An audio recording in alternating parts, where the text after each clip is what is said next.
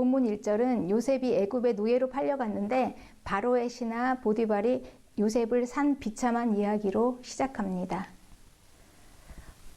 그런데 그 다음은 이 비참한 스토리와 연결이 안 되는 내용이 기록되어 있습니다. 2절에 요셉은 형통한 자가 되어. 상식적으로 어떻게 노예가 형통할 수가 있습니까? 그런데 성경은 요셉이 형통한 자가 되었다 이렇게 말씀하고 있습니다. 성경은 요셉이 형통한 이유는 여호와께서 요셉과 함께 하심으로 그가 형통한 자가 되어. 하나님이 함께 하심으로 그것이 형통이며 요셉은 형통한 자가 되었다고 합니다. 노예가 형통할 수 있는 것은 주 안에서만 가능한 이야기입니다. 그리스도인은 하나님이 함께 하시는 사람입니다. 요셉이 가지고 있는 형통을 우리도 가지고 있는 사람들입니다. 그러면 형통이라는 것이 무엇인가? 진짜 형통과 가짜 형통이 있습니다. 형통이란 모든 게 뜻하는 바와 같이 잘 되는 것, 이렇게 사전에는 나와 있습니다. 그러면 이 뜻하는 바, 누구의 뜻하는 바일까요? 이게 만약에 내 뜻이라면, 내가 뜻하는 대로 모든 게 다 되어진다면 어떻게 될까요? 나조차도 불안한 존재인데 불안한 내가 뜻하는 대로 다 되어진다면 정말 이거는 끔찍하겠죠. 큰일 납니다. 내 뜻대로 되어지면. 하나님의 뜻대로 되어야 합니다. 형통이란 그래서 하나님의 뜻하는 바가 나에게 이루어지는 것입니다. 그것을 우리는 형통으로 받습니다. 하나님의 뜻이 나에게서 이루어지는 것. 이게 진짜 형통입니다. 요셉의 형통은 살면서 요셉의 가장 무너진 곳으로부터 시작했습니다. 형통한 사람 요셉에게는 숨기고 싶은 과거가 있었습니다. 그 상처가 가족의 이야기였어요. 요셉은 17세 때 소년 나이에 형들이 죽이려고 했습니다. 그래서 죽이려다가 죽일까 노예로 팔까 하다가 노예로 팔려온 사람입니다. 그 자기를 가해한 가해자가 가족이에요. 이렇게 끔찍한 일들이 어디에 있겠습니까? 요셉은 이런 일을 당했습니다. 살다 보면 우리가 원치 않게 이런 재난을 당합니다. 내가 원하지도 않았고 계획하지도 않았는데 예측하지도 않았는데 남에 의해서 내 삶이 처절하게 무너지고 짓밟히는 일을 당합니다. 내 잘못도 아니고 내 선택도 아닌 불행입니다. 억울하죠. 왜 이런 일이 일어났을까? 그때 이런 일이 일어난 걸 원망만 하고 있을까요? 아니면 하나님을 붙잡을까요? 요셉은 하나님을 붙잡았습니다. 가족이 나를 팔았는데 그것도 형들이. 더구나 더 비참했던 거는 그 요셉을 우물 안에다 넣어놓고 지금 이 동생을 팔까 죽일까 이렇게 형들이 의논을 하면서 형들은 우물 밖에서 음식을 먹고 있었습니다. 그러면 벌벌 떨고 그 안에 들어있는 요셉은 무슨 생각을 했을까요? 그리고 거기에 이제 팔려서 이집트로 끌려갑니다. 노예로 결국은 팔기로 결정을 했습니다. 자기가 노예로 거래가 되어서 이제 어딘지도 모르게 아버지를 떠나고 집을 떠나서 멀리 인신매매를 당해서 가고 있습니다. 그리고 이제 그 팔린 집에 들어갔는데 거기가 이집트였어요. 처음 가보는 나라, 처음 가보는 그 집에 보디발 장군의 저택에 노예로 들어간 소년 요셉. 그 하나하나의 과정을 보면 어느 날 갑자기 발생한 재난입니다. 일생일대의 위기가 정신없이 막 착착착 진행되는 거예요. 이런 과정 속에서 요셉은 어떻게 했을까요? 그때 순간순간마다 요셉은 계속해서 여호와를 붙들었습니다. 주님 도와주세요. 나와 함께 계셔주세요. 너무 두렵습니다. 그런데 놀라운 것은요. 그렇게 요셉이 인생이 가장 비참한 밑바닥이었던 그곳에서부터 요셉의 형통이 시작되었다는 것입니다. 환난 날에 나를 부르라. 내가 너를 건지리니 내가 나를 영화롭게 하리라. 시편 50편 15절의 말씀입니다. 하나님을 믿기 때문에 하나님의 말씀을 믿고 그 환경을 믿는 것입니다. 하나님의 말씀대로 하나님을 부르는 요셉과 하나님은 함께 계셨고 그리고 하나님이 함께 하심이 형통이라 하신 말씀대로 이제 요셉은 형통한 사람이 되어서 보디발 장군의 집으로 들어간 것입니다. 하나님이 함께 하시는 이 그리스도인은요, 이미 형통한 사람입니다. 하나님의 뜻이 이루어지는 것이 형통이죠. 그 뜻을 이루어지게 하려고 선택한 사람들이 그리스도인입니다. 그렇기 때문에 이미 우리는 형통함을 받았습니다. 이미 형통을 가지고 있는 사람들, 우리는 형통을 받고 시작하는 사람들입니다. 그리고 이제 이미 받은 형통을 이루어가는 사람들입니다. 하나님은 노예였던 요셉에게 이미 총리 대신의 자리를 주셨다는 걸 여러분 아십니까? 이미.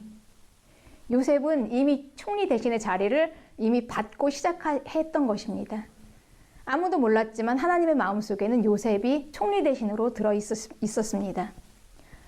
요셉은 자기가 받은 그 복을 그냥 삶을 통해서, 일생을 통해서 이루어 가고 있었던 것입니다. 그러다 보니 총리 대신으로 받게 된 것입니다. 사람의 눈에는 노예소년이었지만 하나님의 마음에는 노예소년, 요셉 안에 총리 대신이 들어있었습니다. 왜냐하면 이 요셉이 총리 대신이 되는 것은 하나님의 뜻이었기 때문입니다. 요셉도 몰랐고 아무도 몰랐지만 그래서 반드시 이루어지는 것입니다. 하나님의 시간을 우리는 이해해야 합니다. 우리는 과거, 현재, 미래가 이렇게 순차적으로 진행됩니다. 그렇지만 하나님의 시간은요, 그 과거와 현재와 미래가 한 곳에 통째로 들어 있습니다. 왜냐하면 하나님은 시간보다 더 크신 하나님이기 때문입니다. 하나님은 시간에 밖에서 계십니다. 시간에 밖에서 그 시간을 보고 계시기 때문에 하나님의 시간은 그 안에 다 과거와 현재와 미래가 들어있는 것입니다. 그래서 우리는 미래를 볼 수가 없습니다. 현재에 살고 있기 때문에 과거는 알지만. 그러나 하나님은 우리의 미래까지도 다 이미 예비하시고 이미 주신 것입니다.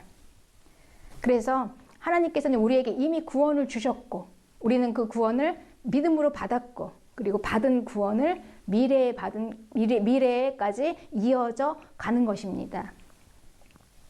그래서 우리의 현재 모습이 실은 이 구원에 한참 미달된 모습일지라도 그럴지라도 이미 받은 구원을 우리는 이루어가는 그런 완전한 모습이 들어있는 것으로 하나님은 우리를 보고 계시는 것입니다.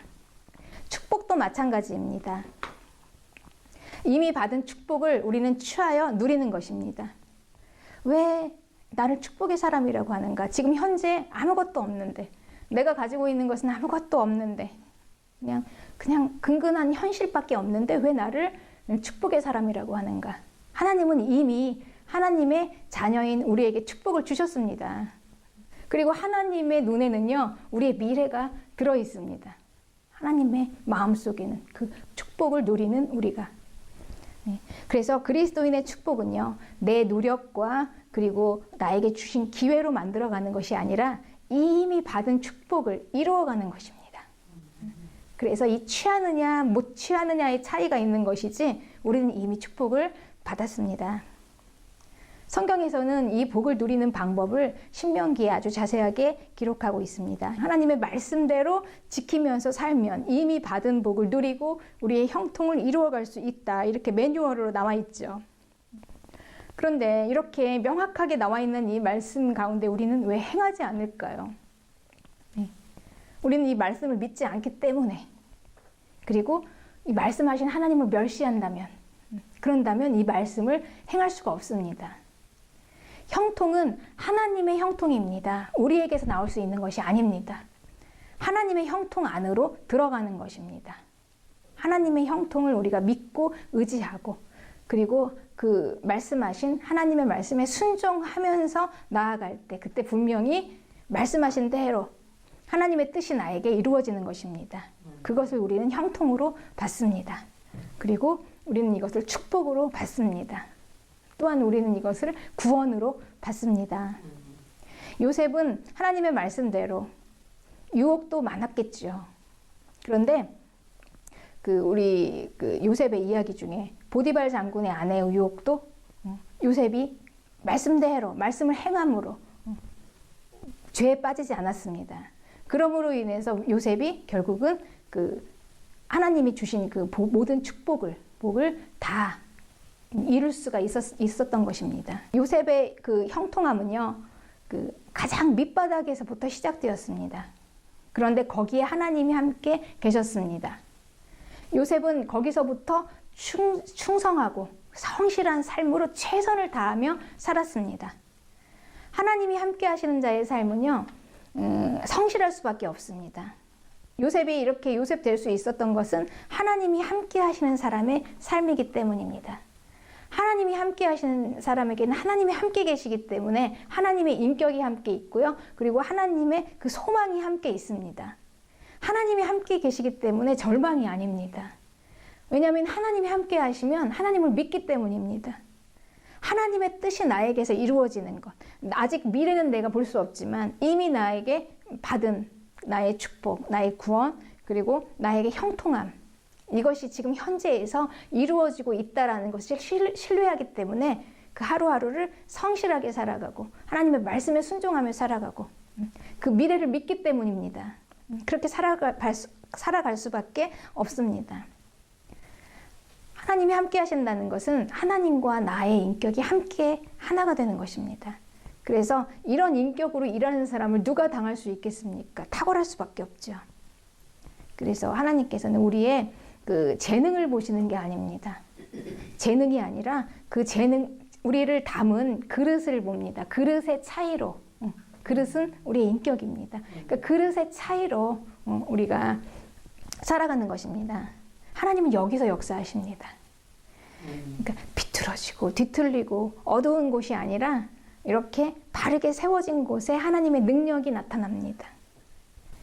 그래서 우리 그리스도인의 형통은요, 그냥 하나의 그 가려진 형통이 아니라 총체적인 형통입니다. 어느 한 부분만 뛰어난 게 아니라 모든 것이 다 같이 함께 뛰어난 것입니다. 인격도 뛰어나고 재능도 뛰어나고 성실함, 모든 것이 다 굽이굽이 갇혀 있고 그런 가운데서 형통한 것입니다. 그러니까 하나님의 뜻의 관점으로 보면 요셉은요, 노예가 아니라 그 노예의 자리에서 앞으로 일어날 총리 대신 그거를 훈련받고 있었던 것입니다. 하나님은요, 완전하십니다. 살아계십니다. 그리고 정확하십니다. 한치 오차도 없으신 분이십니다. 형통한 요셉은 마침내 그 우여곡절을 다 겪어내고 총리 대신이 되었습니다. 요셉이 총리 대신이 될 수 있었던 것은 애굽에 유학 가서 엘리트 코스를 다 거쳐서 된 것이 아닙니다. 요셉은 아주 남들이 뭐 당할 수 없는 그런 영화 같은 이야기예요. 잔혹한 가족사로 인신매매 당해서 노예로 팔려가서 참 흔치 않은 고통의 인생사에 있었습니다. 그래서 이제 후에 이 요셉이 형들과 다시 재회할 때, 그때 요셉의 울음소리가 담을 넘어 애굽의 궁전까지 들렸다, 이렇게 기록되어 있습니다. 이 요셉의 그 아픔을 누가 알았겠습니까? 이 총리 대신의 아픈 가족사를 누가 알았겠습니까? 이 아픔을 누구에게 말할 수 있었겠습니까? 예? 그렇죠. 예. 그런데 이 놀라운 것은 이 하나님은요, 이 요셉의 가족의 잔인하고 비참한 가족사를 쓰셨다라는 것입니다. 다시 말하면 이렇게 흔치 않은 이 비참한 인생 이야기도요, 하나님의 손에 그냥 붙들리기만 하면 되는 것이라는 것입니다. 하나님의 손에 붙들리기만 하면 됩니다. 그 아픈 상처를, 요셉의 그 아픈 상처를 그 많은 생명을 구원하는 소명으로 쓰임받게 됩니다. 어떤 모습이라도 괜찮습니다. 하나님의 손에 일단 들어오기만 하면 되는 것입니다. 하나님 앞에서는 좋은 모습, 나쁜 모습, 그게 별 의미가 없습니다. 다 부서졌어도 그 손 안에서 다시 만들어지기 시작하기 때문입니다. 주 안에 있기만 하면 되는 것입니다. 이것을 알게 되면서 요셉은 자신의 고난을 제대로 해석하게 되었습니다. 그걸 어떻게 용서할 수 있겠습니까? 나의 고난이 무엇을 위한 고난이었는지 이게 해석이 되지 않으면요, 이거를 어떻게 용서하고 이 아픔을 어떻게 씻어낼 수가 있겠습니까? 그동안의 그 서러운 감정, 그 아무한테도 다 발설하지 못했던 그 감정이요, 그 울음소리가, 그 통곡하는 소리가 담을 넘어갔다고 그랬어요. 바로의 궁전까지 들릴 정도로. 이런 그 상처를 어떻게 치유가 될 수가 있겠습니까? 그런데 요셉은요, 하나님 안에서 이거를 다 지나고 보니까 이제 미래가 되어서 이제 형통을 받고 보니까 이제 형통을 보면서 깨닫게 된 거예요. 아, 이거였구나. 내 고난이 이거였구나. 이걸 알게 된 것입니다. 그래서 이렇게 말할 수 있는 것입니다. 창세기 45장 5절에 당신들이 이곳에 나를 팔았다고 해서 근심하지 마소서. 한탄하지 마소서. 하나님이 생명을 구원하시려고 나를 당신들보다 먼저 보내셨나이다. 그리고 창세기 50장 19절에는 두려워 마소서. 내가 하나님을 대신하리이까. 당신들은 나를 해하려 하였으나 하나님은 그것을 선으로 바꾸사 오늘과 같이 많은 백성의 생명을 구원하게 하시려 하셨나니. 여러분, 하나님은요, 우리의 삶 가운데 이렇게 일하십니다. 그러니까 우리가 어떤 일을 당하든지 간에 우리는 절대 버려지지 않았어요. 주 안에 있다면. 이걸 믿으시기 바랍니다. 저는 요셉이 하나님을 믿고 이렇게 성공해서 잘 되었다 이런 거를 말하는 것이 아닙니다. 요셉은 하나님이 그 백성을 구원하시기 위해서 택하신 소명을 이룬 것입니다. 그 소명을 위해서 하나님께서는 요셉에게 총리 대신이라는 자리를 주신 것입니다. 요셉의 과거와 현재와 그 미래를 하나님께서 다 그 손에 주관하시면서 요셉을 총리 대신으로 만들어 가신 것입니다. 그 부서지고 다 처참한 그 인생사를 통해서 하나님께서는 하나님의 뜻을 이루어 가신 것입니다. 그리고 요셉은 하나님의 말씀에 순종함으로 자기에게 주어진 것들을 다 받아서 다 소명을 이룬 것입니다. 요셉은 이것을 알고 자기에게 받은 것을 자신의 소명을 위해서 썼습니다. 이 총리 대신이라는 자리를 하나님께서 주셨고 요셉은 이렇게 잘 대응을 한 것입니다. 요셉은 이미 주신 축복을 받아서 취하였고 그 자리에서 소명을 이루었습니다. 그리스도인의 절망은요, 환경이 아닙니다. 소명을 잃어버린 것이 절망입니다. 세상에서는 인류 인생, 이류 인생, 삼류 인생 이렇게 있다고 하더라고요. 어떤 분이. 네. 그렇지만 우리가 하나님의 자녀는요, 하나님 안에서는 어느 인생이든지 인류, 이류, 삼류가 없습니다. 특급 인생이에요. 네. 우리는 특별히 하나님께 그렇게 부름받았고 선택받으신 것을 여러분 우리 자신이 믿어야 합니다. 우리가 받았으니까요. 네. 그래서 내가 누구인가? 난 하나님의 자녀입니다. 내가 이 땅에 사는 목적이 무엇인가? 하나님께서 나에게 주신 분명히 소명이 있다라는 것입니다. 우리가 이거를 알지 못하면은요, 답을 찾을 수가 없어요. 그래서 그냥 나 하나 잘 먹고 잘 사는 인생으로 끝나면은요, 우리가 그 많은 수많은 상처들, 그 많은 아픔들, 이걸 어떻게 다 해석할 수가 있겠습니까? 그리고 어떻게 그들을 다 용서할 수가 있겠습니까? 하나님은 우리의 그 불완전한 인생을 쓰십니다. 완전한 인생을 쓰시지 않아요. 왜냐하면 우리에게 완전한 인생이라는 것은 없기 때문에 그렇습니다. 우리 자체가 불완전한 존재이기 때문에 모든 인생은 다 불완전합니다. 그러나 그럼에도 불구하고 하나님은 그 인생을 쓰십니다. 정말 말할 수 없는 처참한 그 가족의 상처로 얼룩되어 있는, 오죽했으면 그 동생을 팔기까지 그 가족에 얼마나 많은 아픔과 상처가 있었겠습니까? 그런데 하나님께서는 그 가정을 선택해서 하나님의 백성인 이스라엘을 만드셨습니다. 놀라운 일이죠. 그 하나님의 백성인 이스라엘이 뭐 대단한 귀족 가문이나 아주 그 수준 높은 그런 가문이 아니었다는 것입니다.